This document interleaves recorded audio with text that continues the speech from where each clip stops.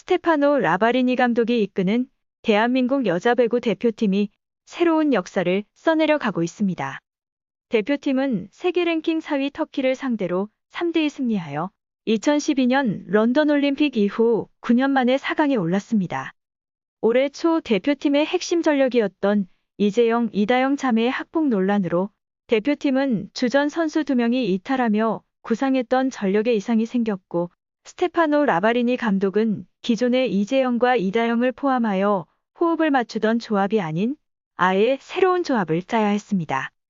도쿄올림픽을 앞두고 치러진 VNL에서 선수들의 호흡을 맞춰보려고 했지만 설상가상으로 VNL의 강소희, 김희진, 김수지가 참가하지 못하면서 실력 있는 선수들의 올림픽 대표팀 합류조차도 불확실한 상황이었습니다.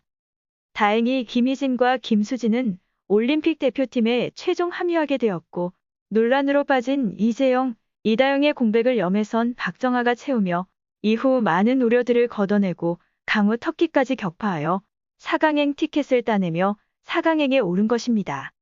VNL 당시 새로운 조합을 짜야 하는 탓에 라바리니 감독은 대표팀 공격 및 수비 조합에 여러 가지 시도를 해보며 그로 인해 기대했던 성적이 나오지 않아 대표팀 전력에 대한 우려가 끊임없이 제기되었는데요.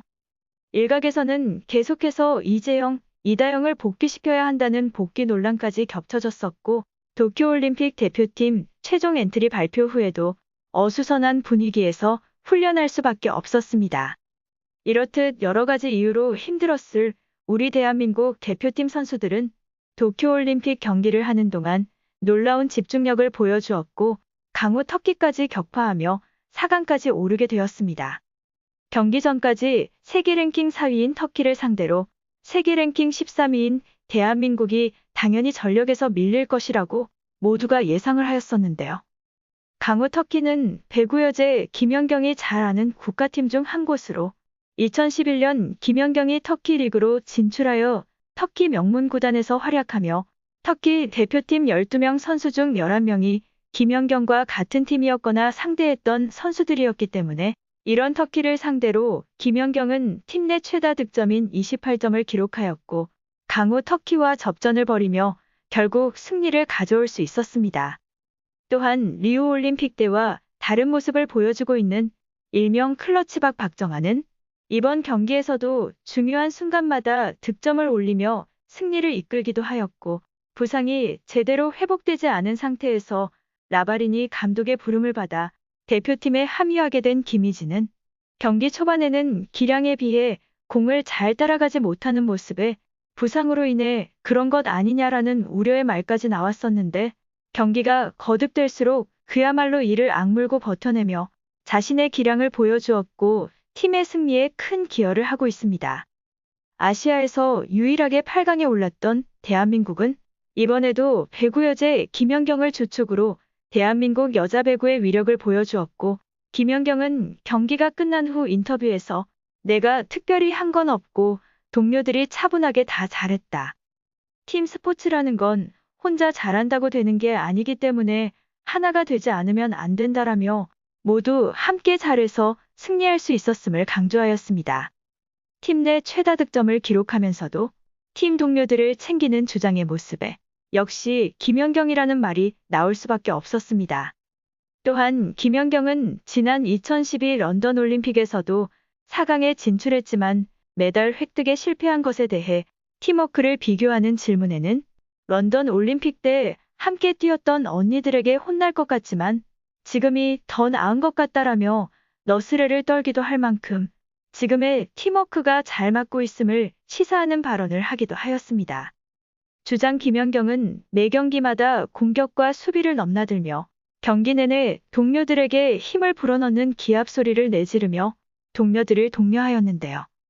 이 때문에 김연경은 목소리가 쉰 상태라고 전해졌지만 기대를 저버리지 않는 배구 여제 김연경은 목 관리를 잘해서 준결승전에서도 목청 높여 소리를 지르겠다고 밝혔습니다. 대표팀의 핵심 전력인 김연경은 무릎을 테이프로 꽁꽁 싸매고 한쪽 허벅지 혈관이 다 터져 붉은 상처가 그대로 드러날 정도로 건강 상태가 좋지 않음을 알 수가 있는데요. 김연경의 건강 상태는 오랜 주치의가 걱정을 하며 눈물을 흘릴 정도라고 알려졌는데요. 자신의 마지막 올림픽을 후회 없이 치러내기 위해 팀 동료들을 독려하고 자신을 다독이며 버텨내고 있을 것임을 알기에 동료들도 많은 팬들도 여자 배구 대표팀을 응원하고 있습니다. 또한 대표팀이 4강행 티켓을 딸 수 있었던 것은 배구 여제 김연경의 투혼 덕분만은 아닙니다.